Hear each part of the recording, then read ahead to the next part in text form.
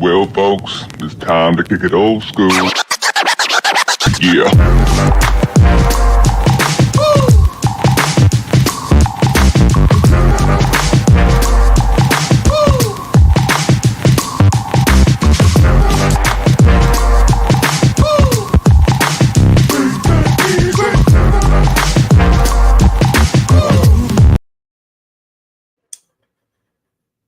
You know, like when you feel like you forgot to do something? Yeah.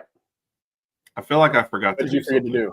What did you forget to do? Obviously, if I knew, I wouldn't have forgot. Duh. I know, but maybe you just remembered. Duh. Oh, April my Fools. goodness. You know what? Speaking of, I went to my mom one day and I was like, hey, Oh, Mom, gosh. I want to start a podcast. And Mom was like, all right, but you got to take your little brother with you. I was like, Mom, I don't want to take Raj with me. Really? Come on. And that's how the podcast I'm sure that's exactly how that conversation went. Yeah, right. Mom, I don't want to take Raj. Oh, man. Good evening, Roll Tide. What's up, Kat? How are Thank you doing? For joining us. One half of the Alpha Pool. Randy in the house. Good evening, Randy. Randy, sir? Thank you for joining us, sir. Randy's currently, he's actually swimming at the pool right now, and he's got his laptop out. Thank you. That's loyalty. That's dedication. We appreciate it. It is. Nothing but a Speedo, too, on Randy. So that's... Wow, that might be the earliest I got the We're setting all new records here, man. So, oh my god. Oh, what's up, Lady Alpha? The other half of the Alpha Pool. Evening, Lady Alpha. Thank you for joining us. And I was gonna give Carol one, but Carol's greeting everybody else. So we'll say hello to Carol. Carol is being Carol. Thank you for joining us as always. So Carol, good to see you. Our favorite Georgia Bulldog. Sadie's in the building. Yeah.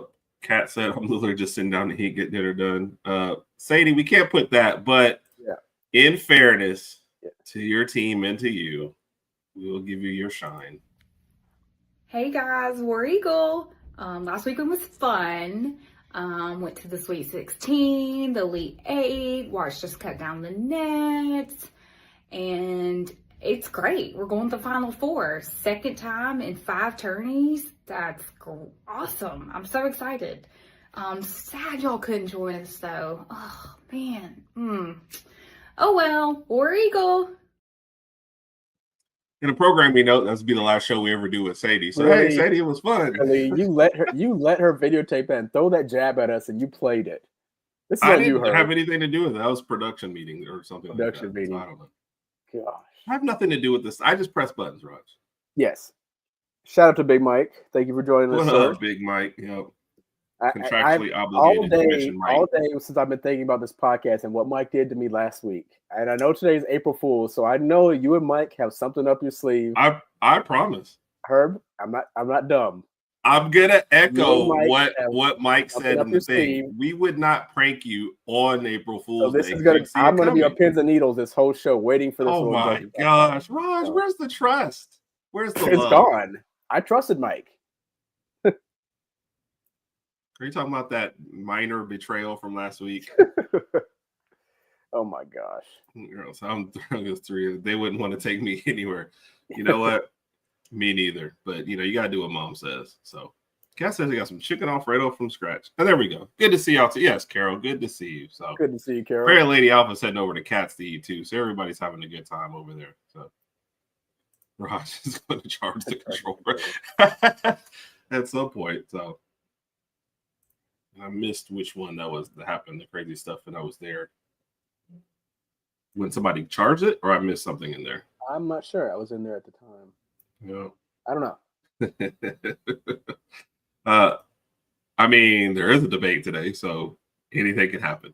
Well, I didn't even. No, I'm not gonna say anything.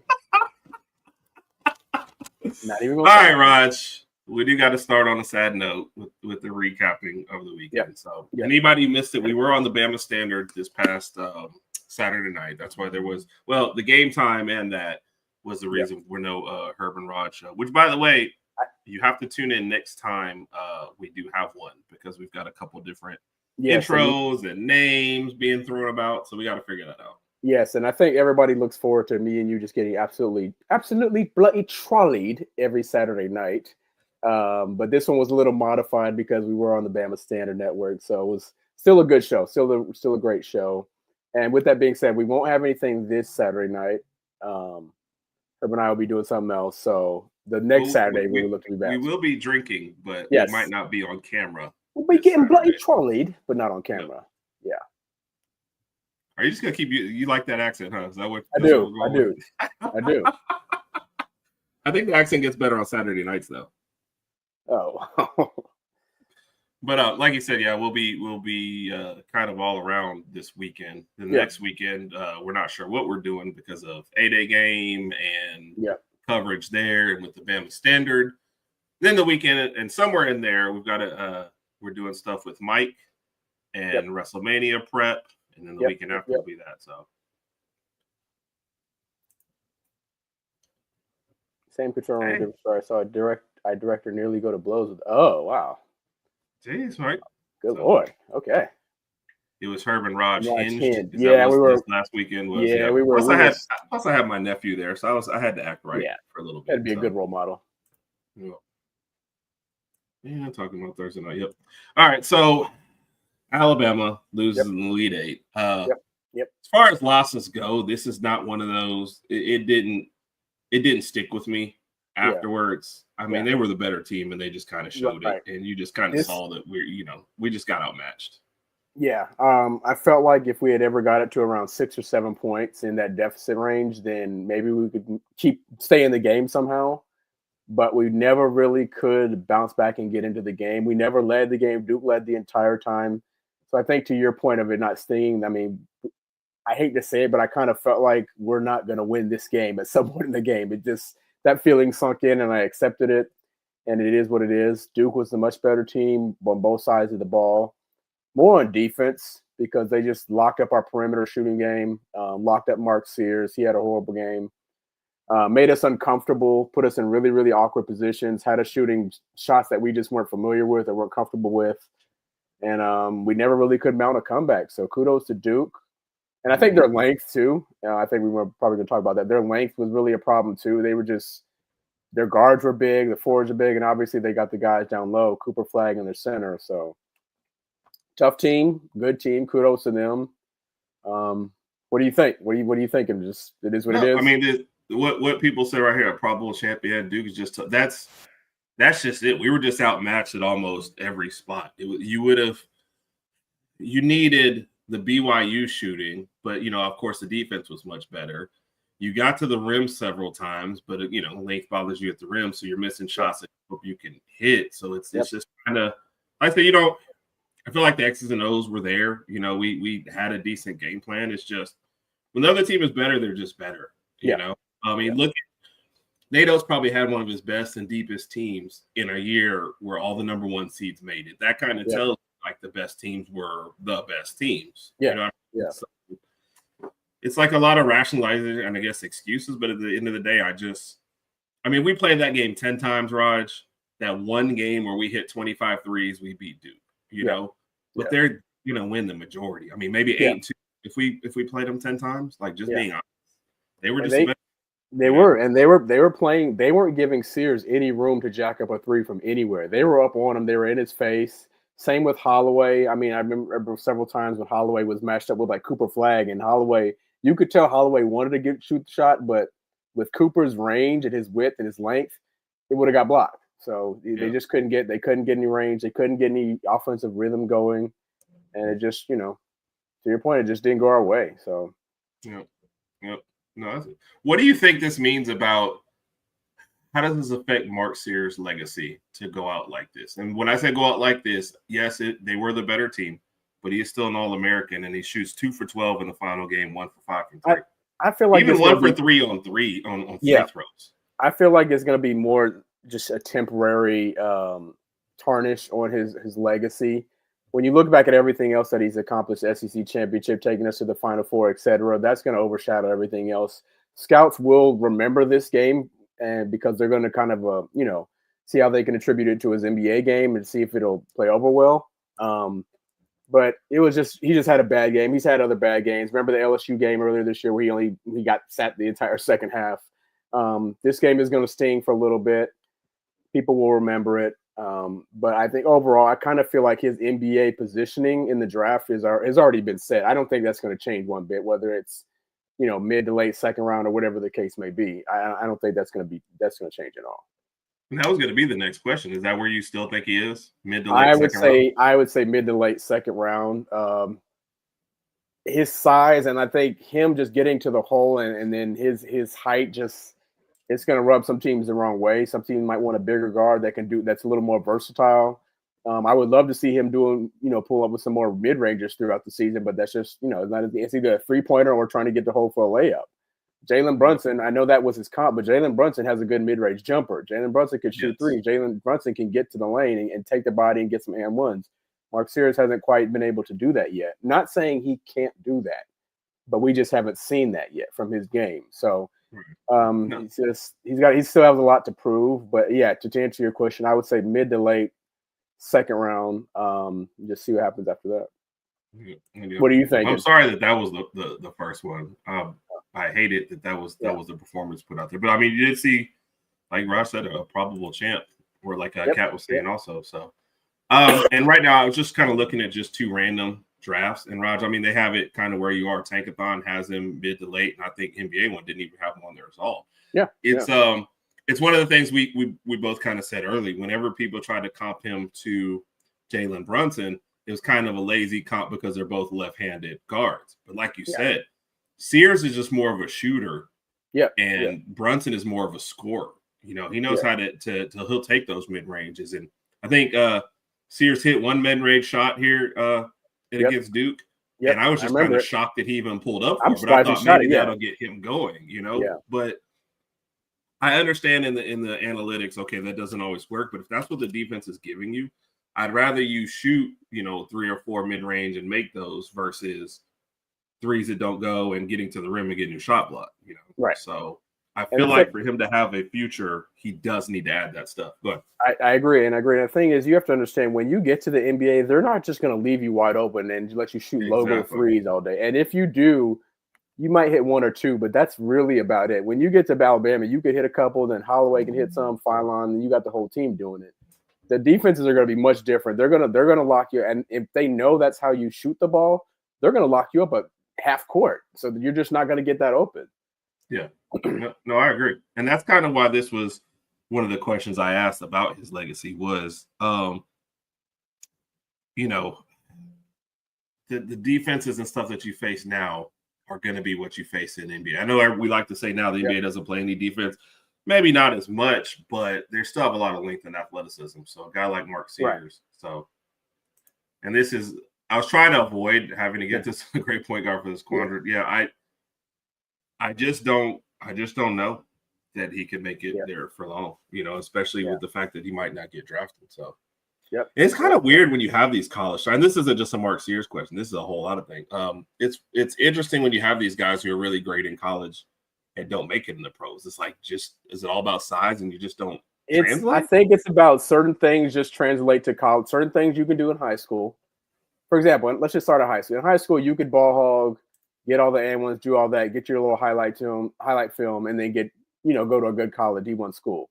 When you get to college, some of that same game can still work because of the type of defenses that you're playing. But once you get to the NBA, you're literally playing the best of the best. So certain things just aren't going to work in the NBA that you've been kind of getting along with from previous years. Again, he's not going to be able to just jack up threes all day in the NBA. Nobody's going to leave him open.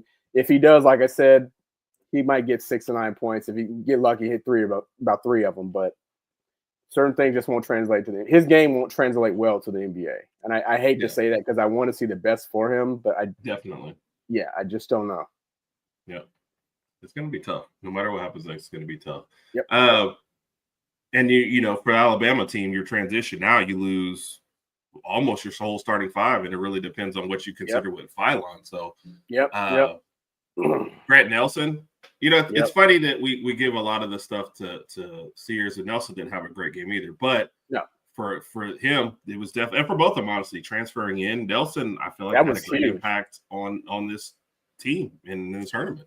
Nelson's stock has improved dramatically over the past 2 years. I mean, last year we just kind of got him out there, and then this year had a really, really good season. So finishing off his collegiate career at Alabama was definitely the right choice for him. So when we talk about transferring just in all sports in general, he's going to be one of those guys we look at. We gave him like an A+. He used the transfer portal to the best of his ability, and he benefited from it definitely. So with that being said, where do you see him possibly getting drafted? It's kind of the same, man. Yeah, somewhere after Sears.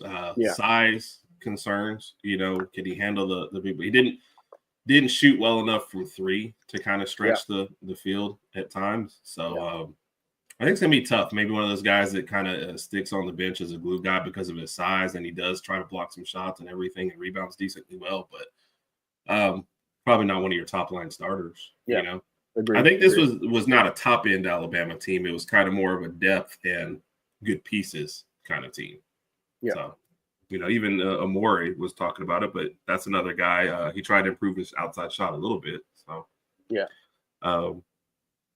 where we go right here. Yep. Huge difference between college, NFL. Yeah. And that's another thing. That's why the draft is so deep. And here you get 2 spots, and now a lot of your spots are being taken by overseas players as well. So that's also kind of shrinking the pool. Probably his first 4 times. Yep. And that's why I said I wasn't hurt by this one. Duke had a much better team, and I think it was 4 first rounders, and the last guy might return for a year and be a first rounder next year. So because they were just Flag, their center, Malak, Flag, Knipple, and there's one more, Mike. I'm missing one there. But there was 3 guys I think that are actually projected to go maybe Flag, Knipple, Proctor, and James. Proctor is the one I was forgetting about. Yeah, Proctor. Yeah. So I mean, what do you do about that? I mean, and they all got NBA talent. They all have the size, and I even mentioned James's size. Was it Saturday night? He's 6'6". That kid's 6'6", 220. When you look at him, he looks like a running back. Yeah, like me, running back on the court. Like. Yes, he's not like you, not like that, not as bad as that, no, but yeah. But I was just looking at him because there was one possession I think when either Sears or Holloway was guarding him. I'm just like, dude, he could just back them down if he wanted to and just get a layup. Like we can't guard that. But no, it is. So shifting a little bit out of the element, and I feel like we're saying it kind of negatively. Look, the team accomplished a lot.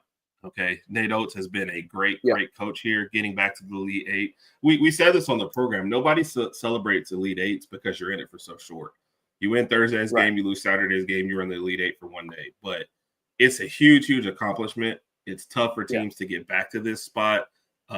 Still very, very proud of this team. It was like I said, you had a good team and a team where in a year where there was like 4 great teams and they all controlled the number 1 seeds.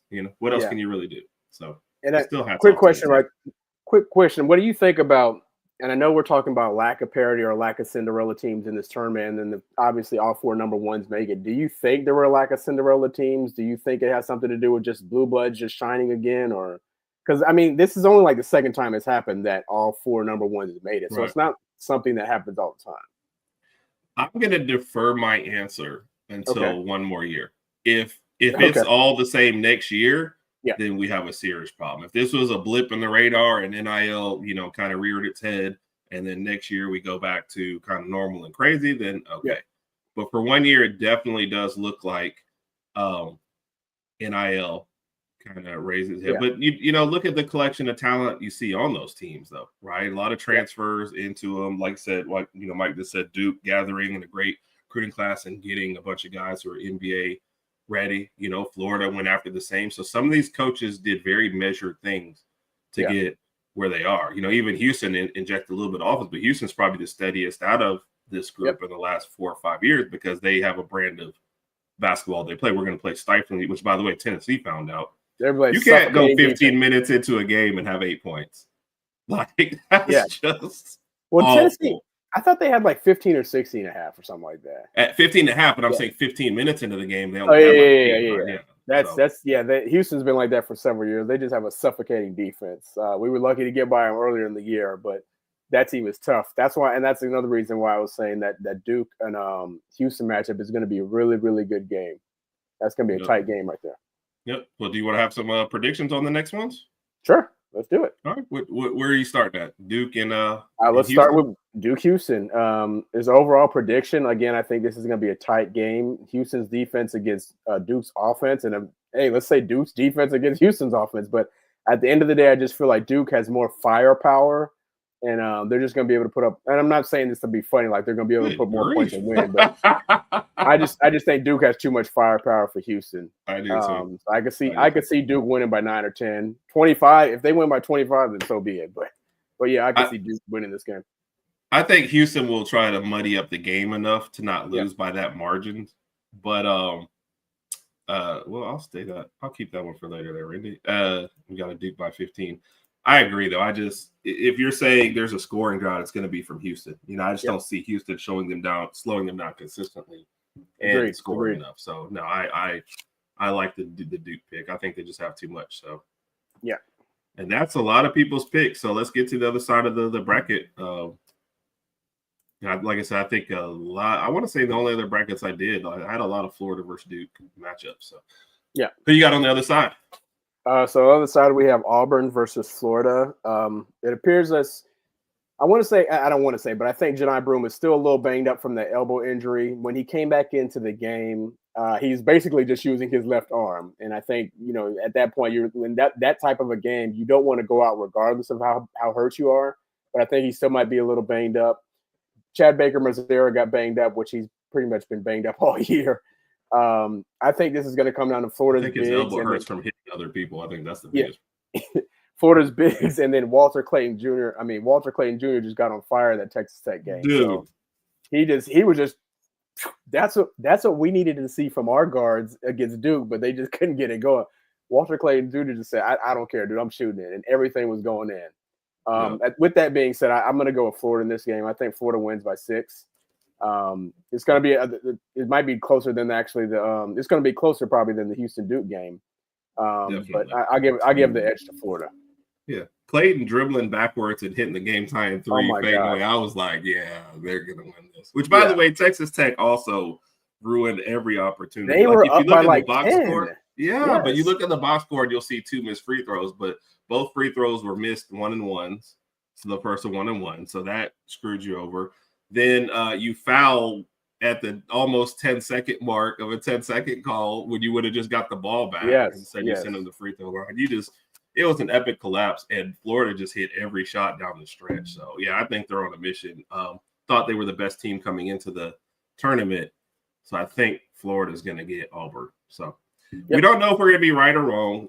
We don't think we'll have our Saturday show. We might try to get together with an Auburn fan to do a little preview of the game Monday night. But just in case, if it is Florida versus Duke, who do you got? I'm going to go with Duke because, like we did last year, I want to say that the team that beat us and knocked us out was the eventual champion. Last year we lost to UConn. They won the whole thing. If we lose to the eventual champion, I can live better with that. Mm-hmm. Who are you going with? If we're going to debate, I was just going to pick whoever. See, this is why I know the debates are not rigged. I always let you pick your side first. Herb. Are you calling a timeout? You just lied to all of our listeners. No. These debates aren't rigged. They're not rigged. How is everybody sending in videos just all of a sudden at the last second? Oh, we got a celeb in the house. Both, Jeff. Jeff is one of my managers from back in the day. Gave me plenty of life lessons. Great guy to know. Auburn fan too. So Jeff, before the tournament, we had an Auburn fan on with us, and we all agreed that we thought Florida was the best team in the country at that moment. Plus, Florida did go to Auburn and win, and Auburn is a little banged up. So I think and I hope that Florida beats Auburn. Yes. So agreed. Yep. Man, I just think Florida's on a roll. I think they're more battle tested than what Duke is, and I'm just not going to get. I think Clayton has the speed and size and the ability to get his shot off better than what you saw from Alabama. They've got several bigs down low that can test Duke. I'm going with Florida to win that. Plus, Raj, we got to have some SEC validation. We can't get 20 teams in the tournament and not win the whole thing. It's got to be SEC. So, yeah. Jeff, I just appreciate you stopping by, man. Jeff, give us your prediction, Jeff. Oh, go ahead. Jeff, since you know her from back in the day, let us know of any stories that Herb did while on the job or anything silly that you could bring up, and just let us know in the comments. Or was Herb a good guy? Was he a good employee, or was he just kind of like a slacker? Let us know. Wow. And also, how about your score prediction, Jeff? Since Roger's over trying to give you in trouble, so please do. We got over 300 now. We need to make the push to 500 is our next milestone. What is 400 like? Does nobody just disrespect 400? Nobody cares? Is that what it is? We respect 400, but we're looking for 5. I mean, okay, it is what it is. Yeah. Appreciate you, Randy. Appreciate you. So rock solid, dude. Jeff, that was not the answer I was looking for. Come on, Jeff. Hold on. It is April Fool's, so maybe Jeff's joking. I mean, Jeff was a funny guy, but I don't think he's joking this one.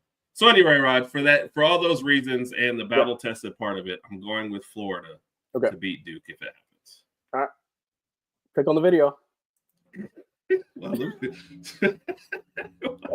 all we're here for. I'm Riley. I'm Kinsley. Great arguments on both sides, but one of you actually sucks. So that's why I think Herb had the better side of the debate. I think Raj did, girl. Shut up. What? How? Y'all both did great, but we're just joking. See y'all next time. Bye, besties. What is that? Oh my gosh. That was adorable. I ain't even gonna lie. That was pretty cool. Randy, we appreciate the help with that one. Like that. That was good. That was good. So there you go, Raj. I got a 0.5. I still have to find my wig too. I have no idea. Moving on up to the east side. Well, you got a 0.5. You're getting better. Appreciate the girls, man. We appreciate both of y'all. Thank you, Randy, for setting that up. So yeah, Kat, I agree. Very agreed. So agreed. Oh, I guess this was in private, not in public. That's when I'll tell you the stories. The actual gotcha. I got you, Jeff. Appreciate it. 400 was so long ago, Randy. I bet you 400 for you is like me trying to remember how, like, when I was 8. That's how far from. Oh, that's a long time ago for you. Sorry. Raj, you did have a random question kind of in the middle there. What's that? Are those boot boxes? These are actually my wife's shoe boxes. So my wife works in retail too, as I do. And she's a shoe buyer. So she has shoes all over the house. Those are just some of them. There's some in this closet, some in our room, some in the garage. She's got shoes everywhere. So that's what it is. I actually don't have any cowboy boots. I need to get some. I've been in Texas long enough. You're in Texas and you don't have cowboy boots. I don't have any cowboy boots. I need to get some. You wear like a size 8, right? I'll buy you some. Have you realized every time we make a joke about each other, we do the same face? We're consistent. So Anybody who tunes into the show knows exactly what they're getting. So Auburn to avenge Florida and Duke and bring it to the Plains. I get it, man. All right. If I was an Auburn fan, I feel good about my team being banged up. I would definitely be picking them. So now the big question for Herb and Raj is, how are we going to watch these games? I don't know where we'll be Saturday night. I'm hoping we'll be at someone's house or something, but we'll figure it out. We'll definitely figure it out. I got my phone, if nothing else, and I will not be paying attention to anybody that we're around. So, little bit of last little basketball news because we do want to get into our fun football topics here in just a second. There was a little bit of cod swallow about Nate Oats going to Maryland. Why do you keep going? Look, somebody keep it track. Let me look at the ref. How many timeouts does he have? That was 2. That was 2. One more. I got one more. I got one more. Okay. Yes. One more. Okay. It was the way you said it with the accent just came out of nowhere. Oh, we're gonna talk about a little corn swallow. All right, go ahead. Look, I play the game the way the game is supposed to be played. Gotcha. A little bit of cod swallow about Nate Oats going to Maryland. Yes. Did you think about it even for a second? No, I didn't. I knew that was a hoax from the jump. That just it wouldn't have made no sense. I mean, you're right here on the cusp of winning a national championship, whether it's next year or maybe the following year at University of Alabama. Why go to Maryland and have to start over? I didn't believe that at all. So I agree. Yeah. I agree. I thought I did see the post where they talked about Oats was a little unhappy with the NIL money here and stuff that. So I get that part for sure. I also do think you came to do basketball at a football school, so you had to realize it was never going to be 50-50. Yeah. At the same time, I wish Smoke was around, I guess, because he will tell you that Maryland is still the mecca of basketball, but the move to the Big Ten has not been good for them. It's not been good for the basketball team. Their coach just bailed to go to, what was that, Providence? And their whole starting five just left. So it's a team in shambles. I mean, Lynn Bias came out and had not Lynn Bias, oh God. Elmore just came out. Sorry, excuse me. Don't mean to speak ill of that.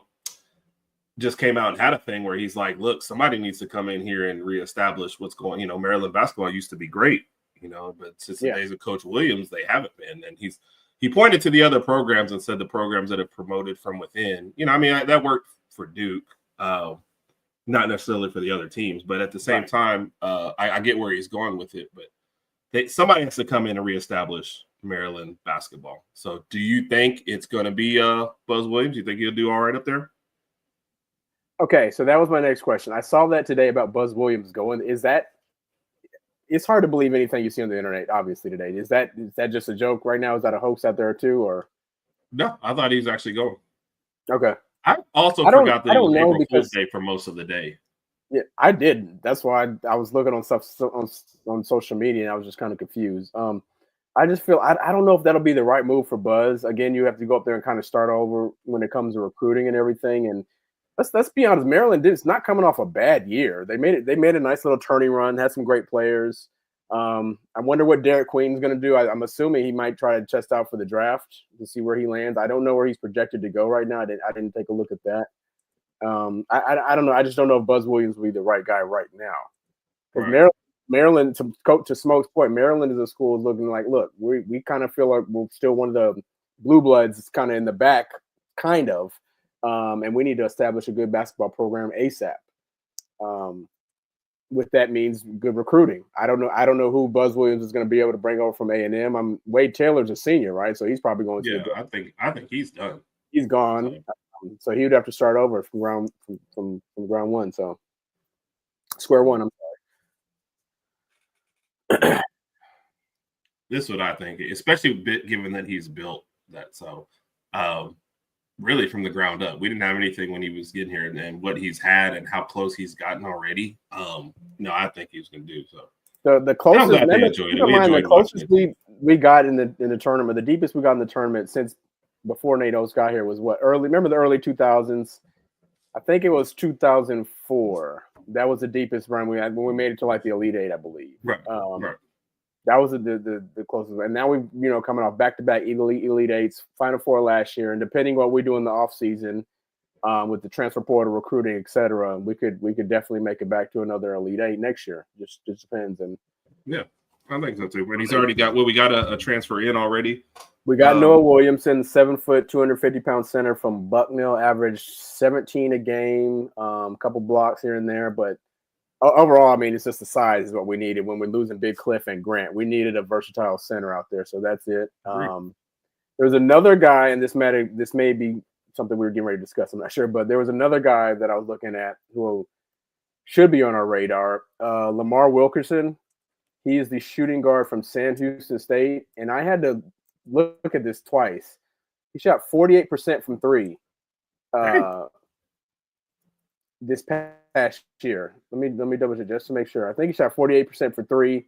Apparently Duke's going to be looking at him. Arkansas, average 20 points a game, 46% field goal percentage, but I think 47, 48 from three. No, 44% from three. I'm sorry, Herb. My bad. But still, 44% is good. Yeah. What's up? Averaging 20 a game. What I like most about him is his size. He's 6'5". He's 6'5", 205. I think that would fit well into our system. I've been speaking that we need some bigger guards on our team, so I think he would fit in well with our team. And obviously that goes to say we don't know what Phylon's going to do. Phylon's a really, really good two-way player. I know he gets a lot of attention for his offense, but he's a hell of a defender too. Hopefully he comes back for another year. I think easily our best perimeter defender last year. Yep. I hope Holloway comes back. The thing is, Holloway is a good shooter, but size-wise, he's still a little smaller guard. Yeah. But yeah, this Lamar Wilkinson guy, he's a guy to look out for. Look at right. So have you called Lamar yet, or we're not allowed to talk about that? I didn't want to call him today because it's April 1st, and I didn't want him to take it as a joke. I will call tomorrow. Yes. I will call Lamar tomorrow. Just talk to him, chit chat, see what he wants to do, and then I will let you know, of course. And then we'll release a statement probably closer to the weekend. Okay. Yeah. Okay. Take advantage of it, but not on Friday because we might be in neat weather, right? Yes, and that's one of the things Elmore wanted them to do as well. Solid. Go ahead. I'm sorry. It's a lot of codswallop about him leaving. Yes, I think that's a very good point, Carol, and something he should definitely look at. So yeah. Hold on. Bo out on his yacht. We didn't give Bo shout out. Bo is probably Bo checking in from the yacht. What do you think Bo is doing right now on his yacht? Right now as we speak. He's probably being served grapes. And he's got wine that he's swirling around. No, Bo likes beer. I don't know if he does. Oh, I guess you don't swirl beer, right? No, you don't do that. You just chug it. Okay. Yeah. And he's probably got one of those koozies that keeps it like the perfect temperature. Yes, it's probably got his logo on it. You know what? It's probably got his logo or his face on it. Yeah. Yes. Yeah. Logo on one side, face on the other. Yep. He holds it right there in the middle. Yeah. Somebody's feeding him grapes. What do you think he's watching on TV? Probably old film of himself playing football. Probably so. Yeah. That's what I was probably thinking. some GMs nearby just trying to get an interview with him and stuff like that. So I can just see Bo now. Right, I remember that game. I threw for 675 yards and ran for 200. Yep. Or he just got off camera. He just got off camera. Yeah. We were probably right though. Yeah. All right, this was a fun little exercise we wanted to do here, kind of at the end of the hour after dropping our sorrows in basketball. Yep. CBS Sports had an article. We usually do this one later in the year, but right before the spring portal, right before the spring games or lack of spring games, we thought it'd be a little fun to kind of look at it and go through. Yep. They give their over-unders for every team in the SEC. Yep. And if they pick, if they're going to go over or under that total. So, Raj, Alabama, 9.5. Over.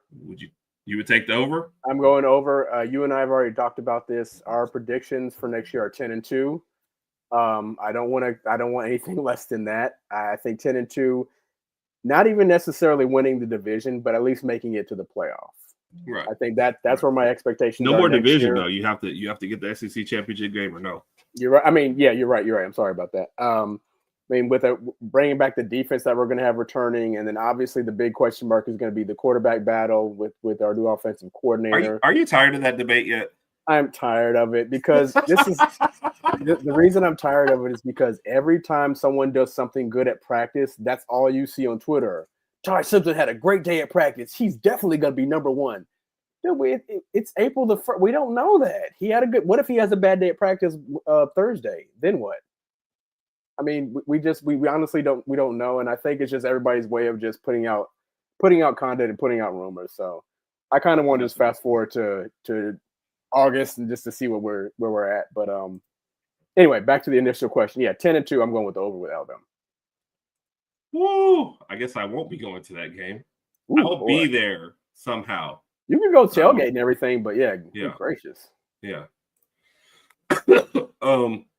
I echo your sentiments, Raj. And the problem with podcasting, especially in the Alabama realm, is everybody wants to hear about it, but all we're talking about is speculation.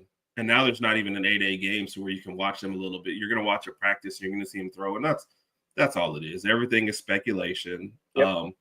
I still think, Simpson wins it. Russell's second. I think Mac transfers because they'll never get a chance to start. I agree. But outside of that guy, we don't know. And why, if you're a coach, other than, giving Mac some kind of clarity to make him decide if he wants to, transfer or not, there's no benefit to announcing who's the starter in spring anyway.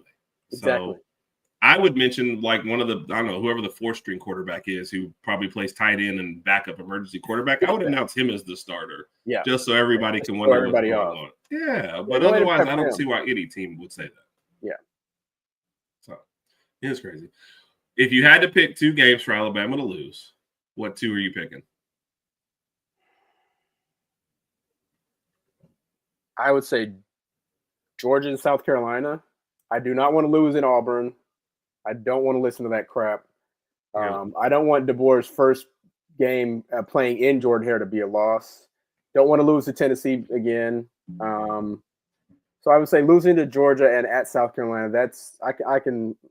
If those are the 2 losses, I can live with that. Right. So they pick at Georgia, at Auburn. We already talked about it a million times. We know what the Auburn Jordan-Hare Stadium atmosphere is going to be like. It's cursed. It's going to be crazy, and they're probably going off what they saw the past 2 times we went there, which were games that we won in the last second. So horrific. Yes, that's what I could see that happening. Yeah, South Carolina is the better team, but just playing in Jordan-Hare is just scary. Right. Well, whenever we do this exercise and we talked about who are the toughest 2 for us, I always pick Georgia and Auburn. Those 2 games scare me the most. If you ask me which game scares me the most, it's really Auburn. Yeah. Georgia's earlier in the year. They're a better team. And the expectation, like if you go to Georgia and lose, nobody gets, everybody's like, okay, that's fine. You can still recover, move on with your season. You're good. Right. Losing at Auburn at the end of the year, let's say we're 9-2 going into that game. Yeah. And they're coming after you. So that's and they would like to do nothing more than win our season. Very, very crazy. That's the thing. It's amazing to me that our last 2 times there we've won on crazy circumstances. So it's like you're almost due to not have that same luck go that way. Right. So yeah. So all the points you mentioned, that's it. But I do think we get the home teams this time. Usually we're pretty good at avenging losses when we go to like Tennessee. We usually get them at home the last couple of times. So I think we'll get Oklahoma at home. LSU could be interesting. I know they've had a good off season, but I think we'll get those teams at home. So the 3 road games scare me the most, and we can't drop all 3 road games. I think you got to get to 2. Exactly. So, all right, what team you want to look at next, Raj? We just got finished talking about Georgia. What do you think they had for Georgia? The over and under is 9.5. I'm gonna go with over because of their schedule. Their 3 toughest game, or some of their road games are at Mississippi State, at Auburn, at Georgia Tech, which means they have us at home, Texas at home. I think they put the Florida game. We know that's going to be in. Where's that in Jacksonville? Where is that? The neutral location. Now the Florida game is going to be interesting on this one for sure. The Florida game is going to be interesting because Lagway, if Lagway can remain healthy, if he's healthy, he could go a long way towards making Florida relevant again.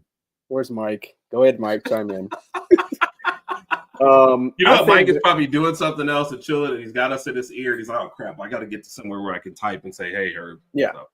I think Georgia's toughest road game might be again like ours. That might be at Auburn. I know they play at Georgia Tech at the end of the season, but I don't think that's going to go to like 7 or 8 overtimes like it did last year.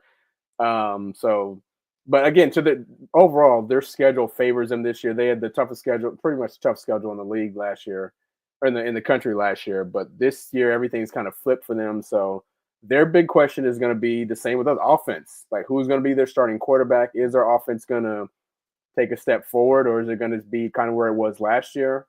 I don't think Gunnar Stockton did a bad job. His receivers didn't really help him out that much. And then there's some people that are questioning Mike Bobo. Should he go or whatever? Obviously, he's going to stay. But, it'd be interesting to see how Georgia's offense turns out this year. Yeah.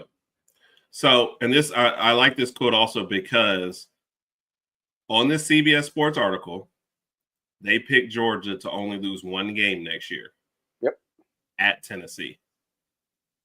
I didn't know they were going to Tennessee. I thought. Yeah. Okay, my bad. I misread that one. Okay. Yeah. No, that's not the game I'm picking.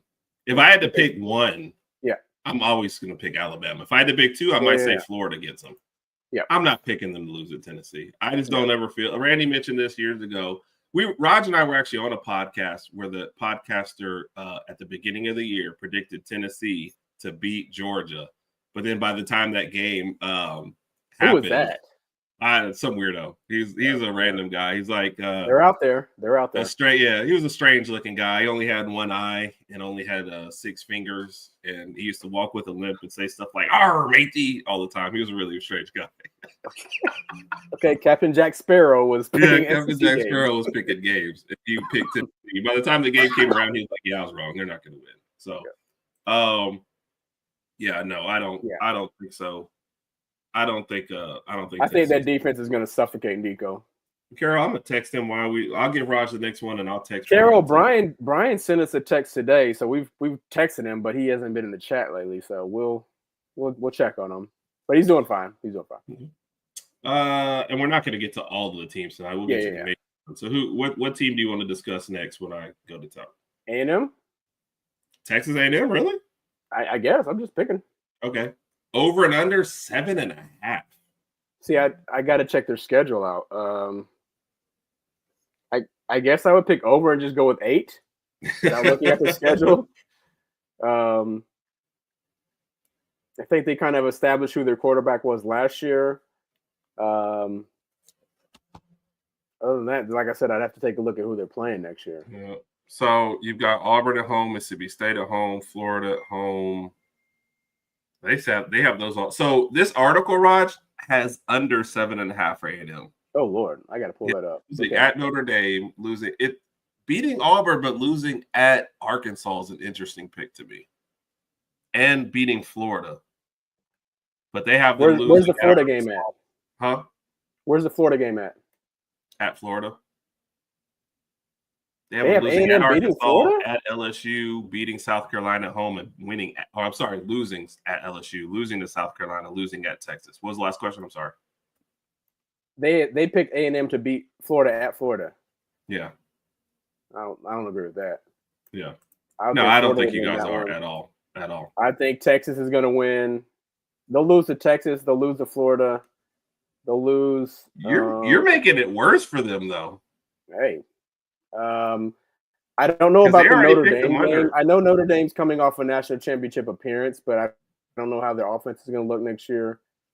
The Auburn game could get interesting. I'm going to stick with 8.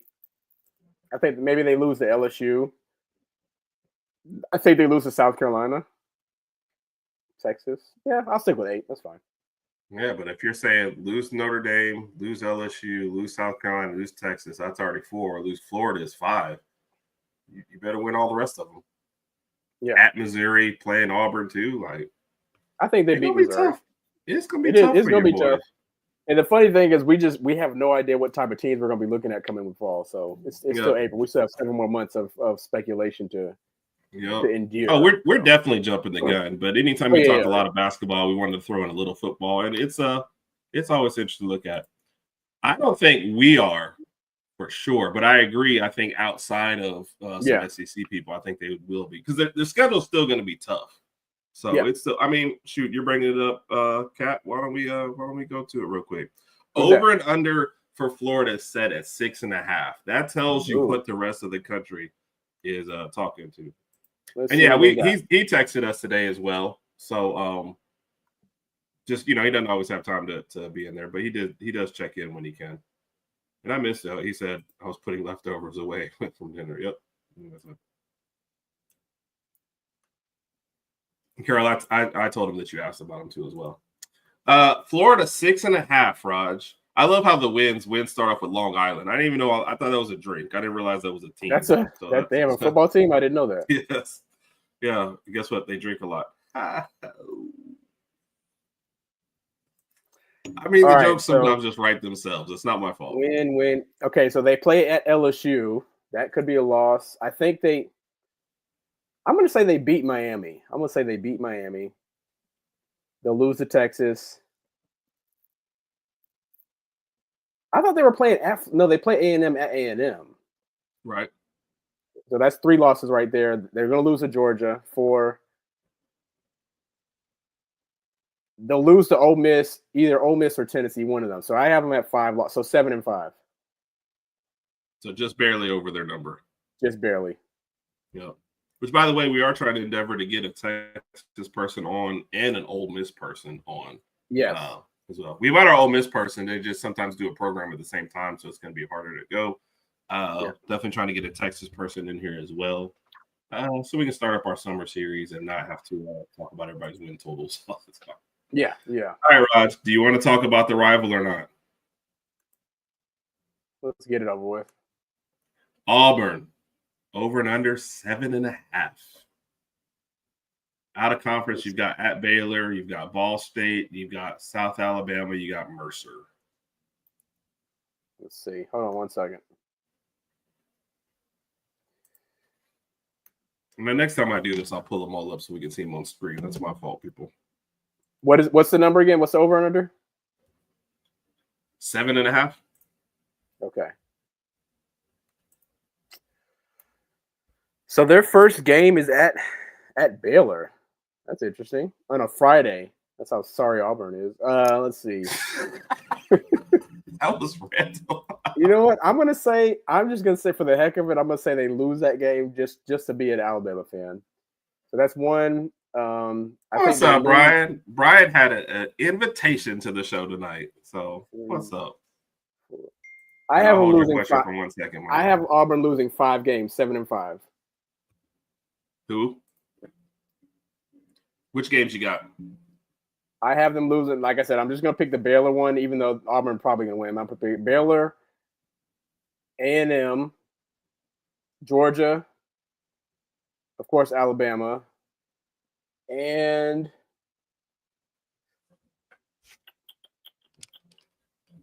you know what? I'm gonna say Arkansas just for the heck of it.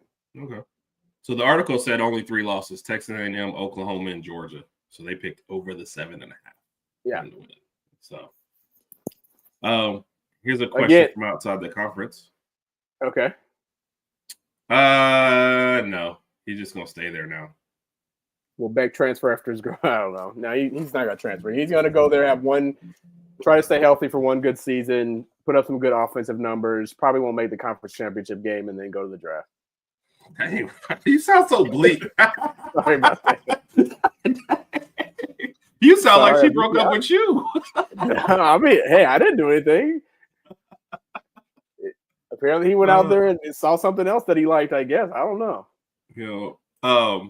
No, I do think he stays. He's kind of stuck now. And they made a big NIL offer. And look, man, the guy's driving a Lambo and he's in Miami. He lives in Miami, yeah. He's got a nice penthouse and all that stuff. He's good. Yep. The football might not be that great, but the rest of that'll be good. So, yeah. All right, Raj, who do you want to end on before we kind of – what's one more random team? Kentucky. Why? Their over and under is 4.5, and this article picked under. That just tells – my gosh. Kentucky fans are already looking forward to football next year. So that's how bad it is in Kentucky. Kentucky's best thing last year was, hey, we almost beat Georgia, and then we beat Ole Miss, right? And then – we took the rest of the decade off. So, Brian. Oh my gosh, 4.5. Hey, Brian, whenever we do the show, we gotta get you on this year since you were making the picks alongside us last year. So, I think he did. Carlson's girlfriend already broke up with him. I think so, right? That was official. You know how these breakups. This is what I hate about breakups these days. Yeah, well, people post, TikToks and Twitter posts that kind of say stuff but don't say stuff, and then you have to go figure it out until they actually do it. So it's always weird to me. Hey, I got Tennessee. I got Kentucky only winning 4 games. And that's what the article they said it under 2. They had them beating Toledo, Eastern Michigan, and Tennessee Tech. So not even an SEC game. Yep, I got Tennessee Tech, and then after that, 3 wins. You're right. Those are the same 3 I'm looking at. I mean, they're gonna have a rough season. Yeah, it's good. And Mike threw it out, so we got one quick second for Mike. Van Day. Okay. Over under 4.5. The thing is Vandy gonna repeat their success from this previous year? They're not gonna beat us. They're not beating Alabama 2 years in a row. Well, you're not gonna sneak up on teams like you did last year, so that's definitely gonna be. Yeah, teams are gonna prep. So. Yeah, that's true. So what about 4.5 though? I'll say over. Right now, this This article has Charleston Southern, Georgia State, Utah State, and Kentucky.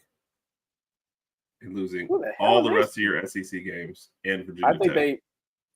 So you just named the teams that they're going to lose to? Win, beat. Okay. Charleston. According to the Georgia State. I say Utah State. Yep. And they said in Kentucky. I'm going with under. I'm going with under. Ryan says over. You got to give us that 5th win then. Unless it's Virginia Tech or one SEC team. Oh, he's saying we're 6-6. So he's got 2 more wins than you got. Excuse me. Transferred to Miami, got his car stolen, girlfriend broke up. Yeah. Hey man, it's a crazy jump from Georgia to Miami. Oh, yeah. So I guess he wasn't driving fast doing enough. well. So you got Virginia Tech and you got one more, Brian, to get to 6. Thank you, Lady Alpha. No. Bless the rest of us since we might get your germs on us. So not bless Raj, bless everyone. I sneezed twice. You didn't even say bless you. They said bless you. I was Thank you, not Lady even Alpha. really Thank paying you, any Kat. attention. Yeah. You're lucky they're members of the Raj fan club. That's the only reason why they're blessing you. Well, they're the only 2 members I got. One of them left last week. Oh. All right, Raj. All right. You say you got some questions for me? I got 2 questions. Appreciate y'all for you, sitting through with that. We always do a game-by-game breakdown later on in the year when it's closer, as Raj mentioned, kind of after the portals and everything, more in the summer. So we will definitely have a breakdown more on these teams that have the schedules out there and everything. So bring it on, soul brother. So coming off our Elite 8 loss to the face to Duke, I was thinking, if we had to replay the game, if you had to take 2 former Alabama basketball players, put them on this year's team, and replace them with 2 from this team, who would you take? Which players would you get to replace these 2, and who would you get rid of? Well, in order to give us a better. I'm taking Brandon Miller. I think that was the obvious one. Yep. Who's the because size, outside shooting, and he can replace like Houston Mallet or whatever. Okay, you didn't say they had to be starters. Somebody either a starter or somebody who gets the actual playing time, not Houston Mallet, not Ragsdale. He used to play. Okay, well, Aiden Sherrill, I'll take him. You can do that. You can do that. I'll take him, and I'll take Brandon Miller for sure. Okay. I'm trying to think. Oh, and I'll take Herb Jones. Herb Jones? Yep. Yeah. Who are you taking off? Who do I want to take off? I'm tempted to take Holloway since he didn't make any shots in that game anyway. I feel like Herb Jones could score 10 to 12 points anyway. Yeah. So that's and just because for that particular game I don't necessarily need the outside shooting more than I need the defense and toughness. Right. So he said Vandy will beat Missouri. I got to see what happens with Missouri for sure. Yeah. So we've been adopted, so we have to be sweet. It might win with me too. Herb Jones. Those are just the first 2 that come to mind. Those were the first 2 that came to my mind. And defense and good 2-way players. Herb Jones is actually he's added a little bit of a 3-point shot since he's made the NBA. Obviously, in this exercise, he didn't have it. But if I can get his defense and toughness and rebounding and ability to still move up and down the floor, I'd be fine. Brandon Miller was probably a better outside shooter than people realize, but he could get it off at his size. And I think that Brandon Miller versus what's his face would be a good matchup. So, Cooper Flag, yeah, or Dookie Flag, as Raj like to call him. Dookie Flag. All right, Georgia. So I'm at Oklahoma. We're going to end it on Keyshawn Jones. Work play. Kat, who do you like more, Herbert, Keyshawn Jones, or Terry and Arnold? Terry and Arnold. Raj, break it on. Work, play, live, ditch. Final 4 coaches edition. Okay. So we got Kelvin Sampson. Okay. John Shire, Bruce Pearl, and Todd Golden. I'm ditching Bruce Pearl. That was too easy. Like deuces. Like I don't think it was not even returning the voicemail. No. Okay. No. First off, he's Auburn. So Herb Jones? Is it because his name is Herb? I get it. I get it. Gosh. Yeah. Did Bruce Deuce. That was so long. Bruce Deuce. I would work with Kelvin Sampson. He seems like the kind of guy that you get to work and he's like, Herb, I've laid out the schedule. This is what we got to get done. This is how we're going to get it done. We're going to be consistent. He seems like he goes to work at all 5 days of the exact same. Herb, At 8 o'clock, I want this done. At 9 o'clock, you have to have your TPS reports. At 10 Yep. o'clock, we have to prank call Raj. At 11 o'clock, we got to be on the air. Like, he just seems like that guy, right? Yeah. So I'll live next door to Shire just because he's Duke. He probably keeps his lawn up very well, and he probably doesn't have any loud parties. And he's probably the kind of guy that invites you over when he's Hey, Herb, how you doing? barbecuing. Yes. Yeah. Herb, we're watching some lacrosse inside. Would you like to come inside and watch one of your former players win some lacrosse? So it seemed like that he'd be good at that. So, and Nate Oats, Nate Oats likes to get down. Like Nate Oats is not on here. I had Todd Golden for Florida, remember? Oh, I'm already thinking Nate Oats as soon as you said it. Well, that changes everything. That's why I said it's the Final Four edition. I know. I wasn't listening, Raj. I tuned you out a lot. I mean, you are my younger brother. So, with that being said, you gonna start over? Yeah, the only one I'm teaching is Kelvin Sampson. If I got to go out with one of this group, then I got to go out with Bruce Pearl because he looked like the only guy to go out and get drunk with you. He does. He looks like he's gonna go out there with that little medium polo shirt on and just go. Rah! Yeah, I'm going out, Bruce. He looks like he don't really care about the rules. I'm like, hey man, we were supposed to stop drinking. We got a game tomorrow. He's like, usually I don't do this. I know. Y'all go and keep the party going. Look like Bruce. Wait, who are you ditching? Todd Golden? I'll ditch the Florida coach. I don't know much about him. I'll keep the rest of them. I think the Florida coach and the Duke coach are probably interchangeable. You probably get the exact same thing for both of those guys. You can flip them out. You could ditch them. Actually, I might ditch Shire just because he's in Duke, and if the Florida coach calls me, I get to go to Florida. So that's what I'll do. Oh, God. But Sampson I'm working with, and me and Bruce Pearl. Bruce Pearl looks like if you go out at 10, he's shirtless by 11. Yeah, and he might be down to his draws by midnight. So Bruce, what? We got a game tomorrow. Bruce is gonna be like, it's gonna be like 2 a.m. Where do you want to go to next, dude? I'm sleepy. Like, stop doing this, bro. The last time that Rod and I went out, that's exactly how it happened. Dude was like, hey, where are we going next? I was like, to bed. To bed, bro. I'm tired. I can't do this anymore. I'm tired. So yes. Brian said right next door to Kelvin Sampson. Oh yeah. Yeah, Bruce, I'm partying with. Bruce, yep. Florida coach. I think they're interchangeable. Dude, coach I have is my neighbor. All right, Rod, we survived another show. Like we said with the programming notes, we will both be on with Going Hard to Paint, 7:30, the season finale. Thursday night. Wrap up Bama basketball. Saturday, no show, but be prepared for randomness coming from us all weekend as we will actually be in the same spot. Correct. And if we get some time Saturday morning, maybe we'll jump on and talk to everybody about some stuff. All my rowdy friends have settled down. Yeah, that was us. Our friend said, hey, you ready to go? I was like, yeah, home. Yes, I'm ready to go. I'm done. Yeah. And then we'll be back next week. I guess previewing a little A-Day. Try and get you a guest on for that. Then A-Day coming up, and then who knows? Summer series will be starting soon after. We're already starting to line up some guests, so we'll see how it goes. Raj, final thoughts? Okay, good, man. Appreciate you. I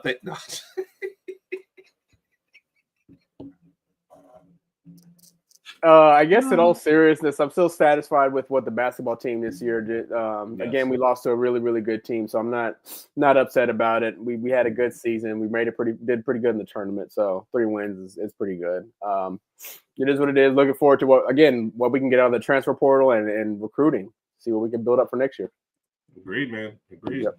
So, everybody, y'all have a wonderful night. We appreciate you always, and roll tide. Until next time.